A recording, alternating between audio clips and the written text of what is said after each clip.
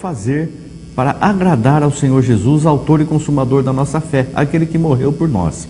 Vamos ler em Gálatas, capítulo 3, do versículo 1 ao versículo 29. É um texto bem extenso. Prestem bastante atenção e examinem nas suas casas, acompanhem aí na sua Bíblia. Vamos examinar em nome de Jesus Cristo, orando e vendo, meditando em cada versículo. Vamos ler. Ó insensatos Gálatas, quem vos fascinou para não obedecerdes à verdade, a vós, perante os olhos de quem Jesus Cristo foi já representado como crucificado? Só quisera saber isto de vós: recebestes o Espírito pelas obras da lei ou pela pregação da fé? Sois vós tão insensatos que, tendo começado pelo Espírito, acabeis agora pela carne? Será em vão que tenhais padecido tanto, se é que isso também foi em vão? Aquele, pois, que vos dá o Espírito e que obra maravilhas entre vós, o faz pelas obras da lei ou pela pregação da fé?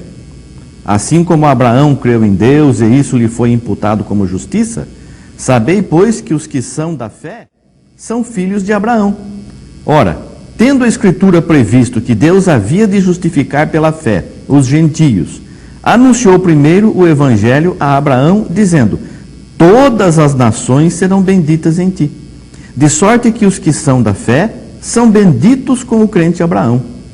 Todos aqueles, pois, que são das obras da lei, estão debaixo da maldição, porque escrito está: maldito todo aquele que não permanecer em todas as coisas que estão escritas no livro da lei para fazê-las. E é evidente que pela lei ninguém será justificado diante de Deus, porque o justo viverá da fé.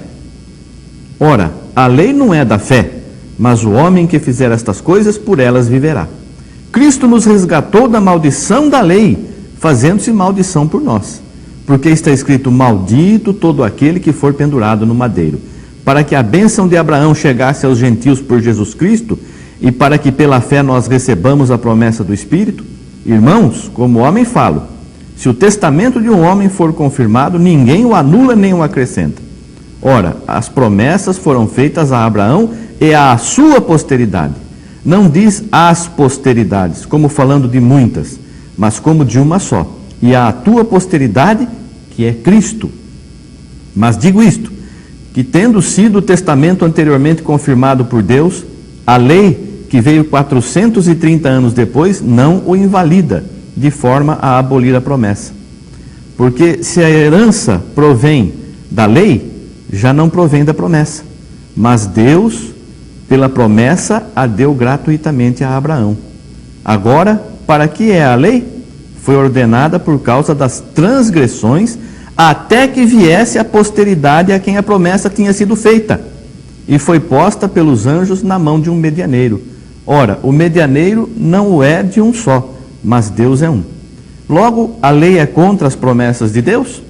De nenhuma sorte, porque se dada fosse uma lei que pudesse vivificar a justiça, na verdade, teria sido pela lei. Mas a Escritura encerrou tudo debaixo do pecado, para que a promessa pela fé em Jesus Cristo fosse dada aos crentes. Mas, antes que a fé viesse, estávamos guardados debaixo da lei e encerrados para aquela fé que se havia de manifestar. De maneira que a lei nos serviu de aio para nos conduzir a Cristo, para que pela fé fôssemos justificados. Mas, depois que a fé veio, já não estamos mais debaixo de aio. Porque todos sois filhos de Deus pela fé em Cristo Jesus. Porque todos quantos fostes batizados em Cristo, já vos revestistes de Cristo. Nisto não há judeu, nem grego, não há servo, nem livre, não há macho, nem fêmea, porque todos vós sois um em Cristo Jesus. E se sois de Cristo, então sois descendência de Abraão e herdeiros conforme a promessa. Amém. Que maravilha! Você entendeu? Deus fez uma promessa a Abraão: a tua posteridade, não as posteridades, a tua posteridade. A Cristo foi feita esta promessa a Abraão, que haveria a salvação. Depois dessa promessa que Deus fez a Abraão, que não havia lei ainda nesse período, veio a lei. E a lei é contra a promessa? Invalidou a promessa? Não, de forma nenhuma. A lei serviu de guia, de aio, de guia, até que viesse o que era perfeito, Jesus Cristo. Quando veio Jesus, aquela lei deixou de ser o guia, deixou de servir para conduzir o homem a Deus. Porque na verdade, diz a palavra, o sangue de bodes e ovelhas não apaga pecado, mas o sangue puro de Jesus Cristo apaga pecados. Então acabou, veio Jesus, cumpriu toda a lei. Eu não vim revogar a lei, eu vim cumprir. E tanto é que ele até foi batizado. João não queria batizar Jesus. Eu careço ser batizado por ti, e o Senhor vem a mim? Não, mas convém cumprir toda a justiça. Então João concordou e batizou a Cristo. Guardava todas as coisas da lei, mas quando encerrou todas as coisas, quando ele estava no madeiro, ele orou e disse: está consumado, acabou, entregou o seu Espírito. Eu tenho poder para entregar a minha vida e tornar a tomá-la de volta. Ele entregou a vida dele por nós, derramou o seu sangue por nós, acabou aquele aio, aquele guia que nós tínhamos, que era a lei. Nós não tínhamos, nós somos gentios. A lei era somente para o povo judeu. Quem não fosse judeu não ia ser salvo pela lei, a não ser que entrasse para o povo judeu, circuncidasse e guardasse todas aquelas coisas que a lei determinava. Maldito aquele que deixa cair uma coisinha só da lei. Mas agora veio Cristo e nos deu um novo mandamento. Um novo mandamento vos dou. Quem tem poder para mudar mandamento, para mudar a lei, para mudar o sacerdócio, para mudar as coisas? Havendo mudança de sacerdote, existe mudança de lei. Está escrito isso também nas Escrituras. E o Cristo é sacerdote segundo a ordem de Melquisedeque. Havendo mudança de sacerdote, existe mudança da lei.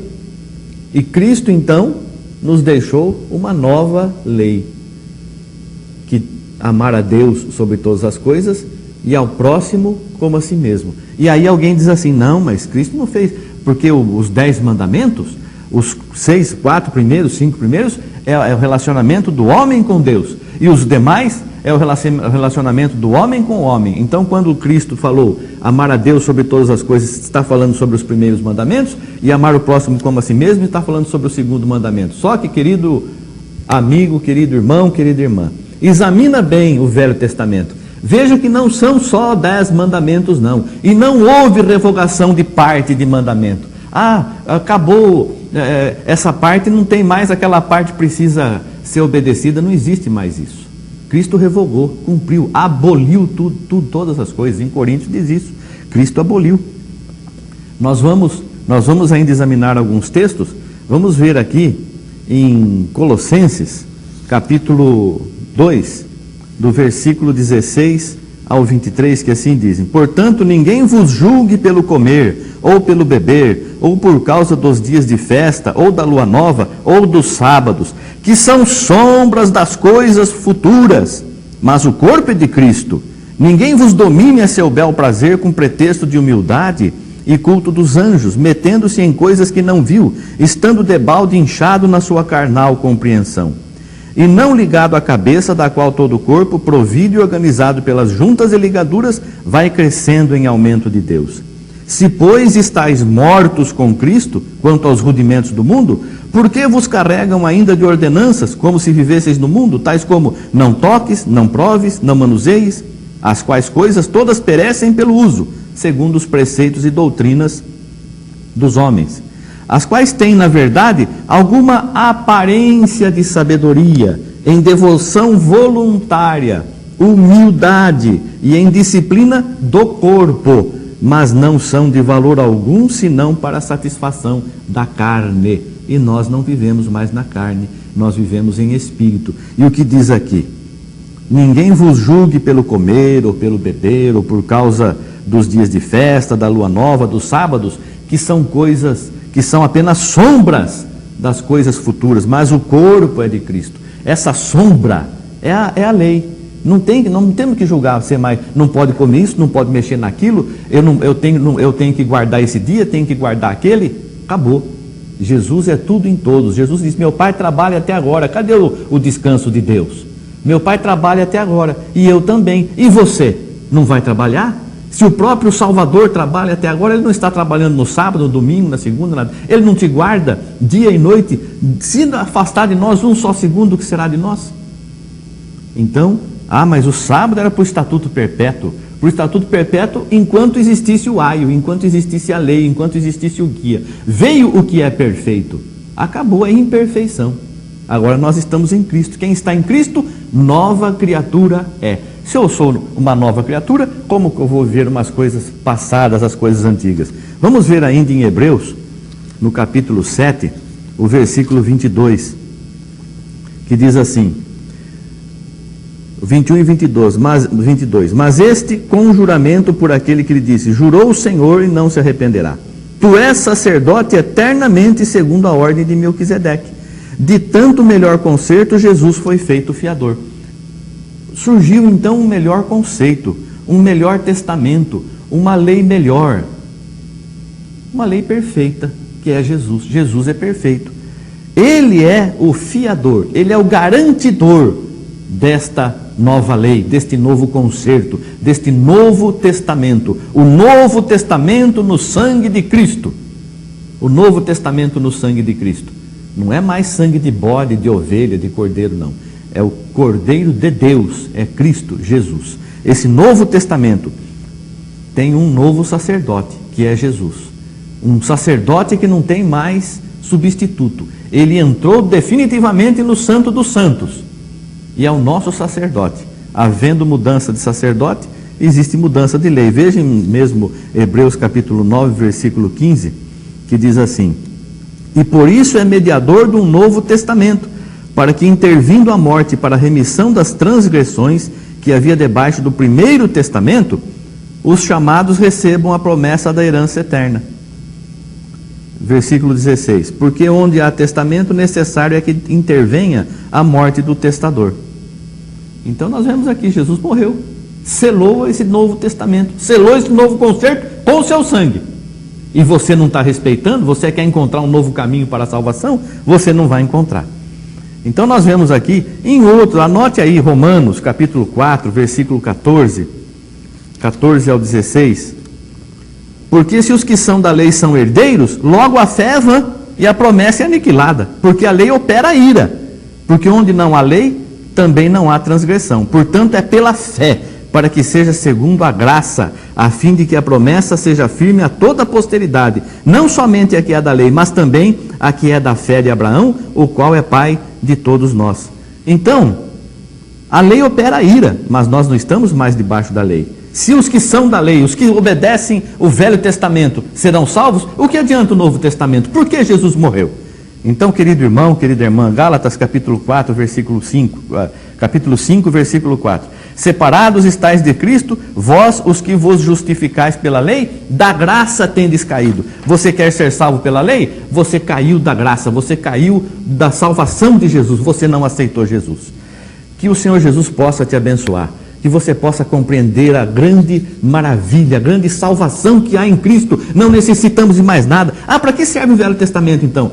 Olha, não desprezeis as profecias. No Velho Testamento existem exemplos maravilhosos de vitórias que Deus deu, de maravilhas que Deus operou, exemplos gloriosos da fé de Abraão, nosso pai na fé. E é nosso pai pela promessa, não é pai dos hebreus somente, não, é pai daqueles que aceitam a Jesus. E você aceitou Jesus? Sirva a Jesus. Não se deixe levar por conversas, porque tal pessoa disse isso, tal pessoa disse aquilo. Aceite a Jesus de verdade na tua vida. Jesus é tudo em todos, façamos a vontade dele.